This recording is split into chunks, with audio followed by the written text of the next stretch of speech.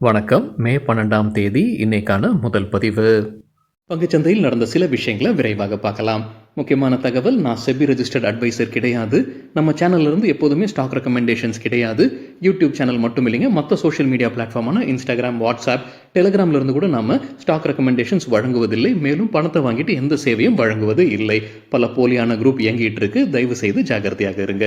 இந்த வீடியோவில் காட்டக்கூடிய அனைத்து கம்பெனிகளும் வெறும் இன்ஃபர்மேஷனல் பர்பஸ்க்காக மட்டுமே முதலீடு செய்யுங்கன்னு சொல்கிற வீடியோ கிடையாது. எந்த ஒரு முதலீட்லையும் ரிஸ்க் இருக்கும். ரிஸ்க் புரியாமல் இன்வெஸ்ட் செய்யாதீங்க. ரிஸ்க் புரியலன்னா தயவு செய்து இன்வெஸ்ட்மெண்ட்டை தவிர்த்துருங்க. நம்ம ருபி டிரைவர் சேனலை ஆதரிக்கிற அனைத்து நல்ல உள்ளங்களுக்கும் நன்றி. சில இண்டிவிஜுவல் ஸ்டாக்ஸ் மற்றும் செய்திகள் விரைவாக பார்க்கலாம். பாகிஸ்தான் கேட்டுக்கொண்டதற்கு இணங்க இந்தியா தாக்குதலை நிறுத்தியிருக்கிறாங்க. 2 நாடுகளும் சீஸ்ஃபயர் போர் நிறுத்தம் அறிவித்திருப்பதாக என்டிடிவியில் தகவல் கொடுத்திருக்கிறாங்க. இந்தியா ஒரு எச்சரிக்கை விடுத்திருக்கிறாங்க. இனி எந்த ஒரு தீவிரவாத தாக்குதலும் அது போர் தாக்குதலாக கருதப்படும், பதிலடி வழங்கப்படும்னு எச்சரிக்கை விடுத்திருக்கிறாங்க இந்தியா.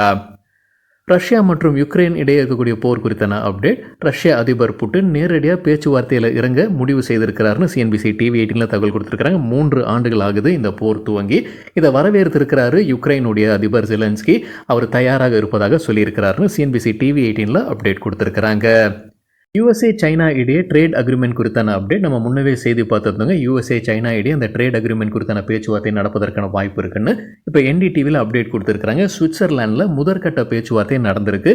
என்ன பேசியிருக்கிறாங்கன்ற தகவல் எதுவும் வெளியிடல. ஆனால் யூஎஸ்ஏ அதிபர் டொனால்ட் ட்ரம்ப்புடைய சோஷியல் மீடியா பக்கத்தில் நல்லபடியாக பேச்சுவார்த்தை நடந்திருக்குன்ற தகவல் வெளியிட்டிருக்கிறாரு. அதானி என்டர்பிரைசஸ் குறித்து என்டிடிவி ப்ராஃபிட்லேருந்து கிடைத்த ஒரு தகவல். அவங்க முதல் ஹைட்ரஜன் ட்ரக்கை அறிமுகம் செய்கிறாங்க. சத்தீஸ்கரில் நிலக்கரி எடுத்து செல்வதற்கு இது பயன்படுத்தப்படும்னு சொல்லியிருக்கிறாங்க அதானி என்டர்பிரைசஸ். தகவல் கிடைத்தது என்டிடிவி ப்ராஃபிட்லேருந்து. பாரதி ஏர்டெலுடைய தலைவர் சுனில் மிட்டல் ஹேர் இந்தியாவில் $2 பில்லியன் ஸ்டேக் வாங்குவதற்கான வாய்ப்புகள் இருக்குன்னு என்டிடிவி ப்ராஃபிட்டில் அப்டேட் கொடுத்துருக்காங்க. ஹேர் இந்தியா சைனா நிறுவனம் நினைக்கிறாங்க. அவங்களோட இந்தியா பிஸ்னஸில் $2 பில்லியன் ஸ்டேக் சுனில் மிட்டல், அதாவது 49% ஸ்டேக் வாங்குவதற்கான வாய்ப்பு இருக்குது. அவர் தனியாக இல்லை, பிரைவேட் ஈக்விட்டி நிறுவனமான வாக்பர்க் பின்கஸுடன் இணைந்து இது வாங்குவதற்கான வாய்ப்பு இருக்குது. வரும் சில வாரங்களில் இதற்கான அறிவிப்பு வெளியாகும்ன்ற எதிர்பார்ப்புன்னு சொல்லியிருக்கிறாங்க என்டிடிவி ப்ராஃபிட்டில். வீக்கெண்ட் வீடியோவில் மணப்புரம் ஃபினான்ஸ் குறித்தான செய்தி நம்ம பார்த்துருந்தோம். அவங்களுடைய குவார்ட்டர்லி ரிசல்ட் வெளியிட்டாங்கன்ற செய்தி நம்ம பார்த்துருந்தோம். நம்ம பார்த்த செய்தி வந்து என்டிடிவிலேருந்து கிடைத்தது.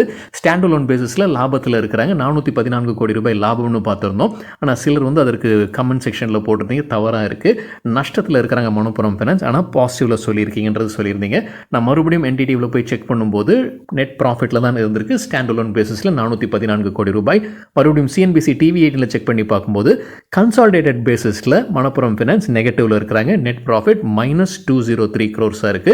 போன வருடம் 563 கோடி ரூபாய் லாபத்தில் இருந்திருக்கிறாங்க. ஸோ கன்சாலிடேட்டட் பேசிஸில் நெகட்டிவாக இருக்கிறாங்க நெட் ப்ராஃபிட், ஸ்டாண்டலோன் பேசிஸில் பாசிட்டிவில் இருக்கிறாங்க மணப்புரம் ஃபினான்ஸ். ஜைடஸ் வெல்னஸ் தரப்புல இருந்து அப்டேட் இருக்குது. மே 19ஆம் தேதி குவார்ட்டர்லி ரிசல்ட் வெளியிடுறாங்க. கூடவே டிவிடெண்ட் குறித்தான முடிவும் எடுக்கிறாங்க. ஸ்டாக் ஸ்பிளிட் குறித்தான முடிவும் எனக்கு எடுக்கப்படும் சொல்லியிருக்கிறாங்க ஜைடஸ் வெல்னஸ். மேக்மானி ஆர்கானிக்ஸ் லிமிடெட் குவார்ட்டர்லி ரிசல்ட் அறிவிச்சிருக்கிறாங்க. Q4க்கான ரெவென்யூ ஃப்ரம் ஆப்ரேஷன்ஸ் 502 கோடி ரூபாய். போன வருடம் இதே குவார்ட்டரில் 400 கோடி ரூபாயாக இருந்தது. நெட் ப்ராஃபிட் 34 கோடி ரூபாய். போன வருடம் நஷ்டத்தில் இருந்திருக்கிறாங்க. 0.4 கோடி ரூபாய் நஷ்டத்தில் இருந்திருக்கிறாங்க. சொலாரா ஆக்டிவ் ஃபார்மா சயின்சஸ் தரப்பு அப்டேட் இருக்குது. மகாராஷ்டிரா ஆலையில் United States Food and Drug Administration ஆய்வு நடத்தியிருந்திருக்கிறாங்க. மே 5ஆம் தேதியிலிருந்து மே 9ஆம் தேதி வரைக்கும் எந்த அப்சர்வேஷனும் இல்லாமல் முடிவுக்கு வந்திருக்கு. சக்தி பம்ப்ஸ் குவார்ட்டர்லி ரிசல்ட் அறிவிச்சிருக்கிறாங்க. ரெவென்யூ 6653 மில்லியன் ரூபாய், இயர் ஆன் இயர் 9% அதிகரிச்சிருக்கு. ப்ராஃபிட் ஆஃப்டர் டேக்ஸ் 1102 மில்லியன் ரூபாய், இயர் ஆன் இயர் 23% அதிகரிச்சிருக்கு. முழு நிதி ஆண்டிற்கான வருவாய் 25,162 மில்லியன் ரூபாய், இயர் ஆன் இயர் 84% அதிகரிச்சிருக்கு. முழு ஆண்டிற்கான ப்ராஃபிட் ஆஃப்டர் டேக்ஸ் 4084 மில்லியன் ரூபாய், இயர் ஆன் இயர் 188% அதிகரிச்சிருக்கு. லெமன் ட்ரீ ஹோட்டல்ஸ் குஜராத்தில் புது ஹோட்டலை திறக்கிறாங்க. 60 அறைகள் கொண்ட ஹோட்டலை திறக்கிறாங்க. இது குஜராத்தில் அவங்களுடைய 9வது ஹோட்டல். REC குறித்து என்டிடிவி ப்ராஃபிட்லேருந்து கிடைத்த ஒரு தகவல். நிதியாண்டு 2006 அவங்களுடைய ப்ராஃபிட் க்ரோத் 12% இருக்கும்னு சொல்லியிருக்கிறாங்க. நிதியாண்டு 2025 அதே அளவில் தான் இருந்தது ஸ்டாண்டலோன் பேசிஸில். கிளென்மார்க் ஃபார்மா தரப்பு அப்டேட் இருக்குது. இந்தோர் ஆலையில் United States Food and Drug Administration ஆய்வு நடத்தி இருந்திருக்கிறாங்க. ஆஃபிஷியல் ஆக்ஷன் இண்டிகேட்டட் அந்தஸ்து வழங்கியிருக்கிறாங்க. அதாவது அவங்க நடவடிக்கை எடுக்க வேண்டியது இருக்குது, விரைவில் சரி செய்யப்படும்னு சொல்லியிருக்கிறாங்க கிளென்மார்க் ஃபார்மா. BEML தரப்புலேருந்து 2 அப்டேட் இருக்குது. முதல் அப்டேட், சத்தீஸ்கர் மாநிலத்தில் 100 ஏக்கர் நிலம் வாங்கியிருக்கிறாங்க. ஒரு ஏக்கருக்கு ₹1 நிலம் வாங்கியிருக்கிறாங்க. இந்த நிலத்தில் என்ன பண்ண போகிறாங்க, உற்பத்தி ஆலையை அமைக்கிறாங்க. ஹெவி எர்த் மூவிங் எக்யூப்மெண்ட் உற்பத்தி ஆலையை அமைக்க இருப்பதாக சொல்லியிருக்கிறாங்க BML. அதே போல் மத்திய பிரதேஷ்லையும் அவங்க 148 ஏக்கர் நிலத்தை வாங்குறாங்க.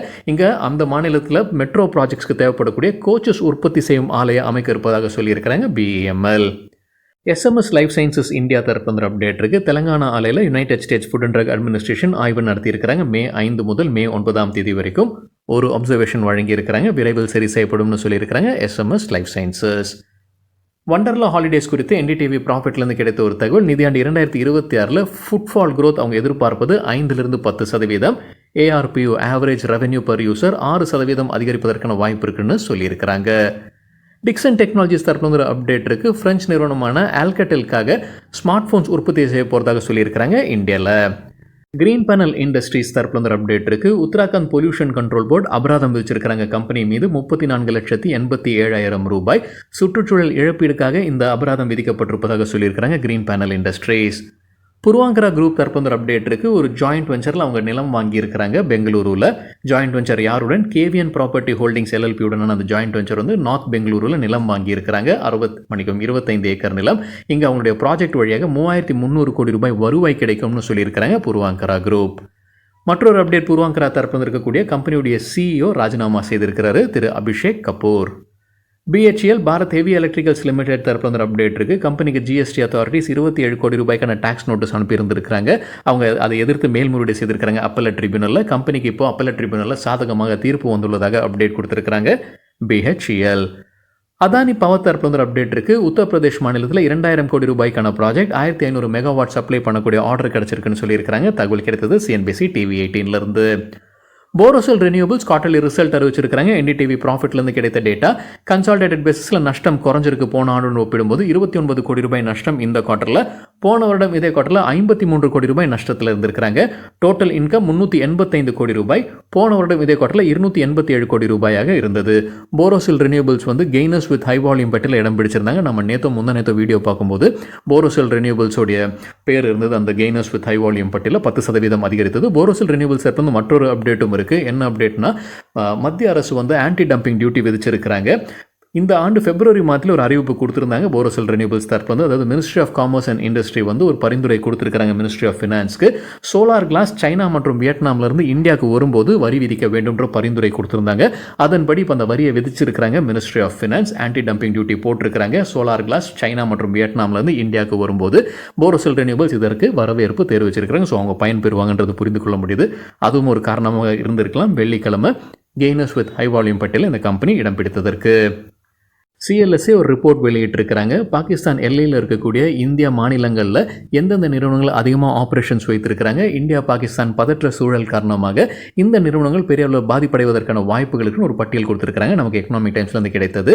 எந்தெந்த நிறுவனங்கள், Adani Ports, Reliance Industries, NHPC, Power Grid Corporation of India, Vedanta, Shree Cement, Tata Chemicals மற்றும் HPCL.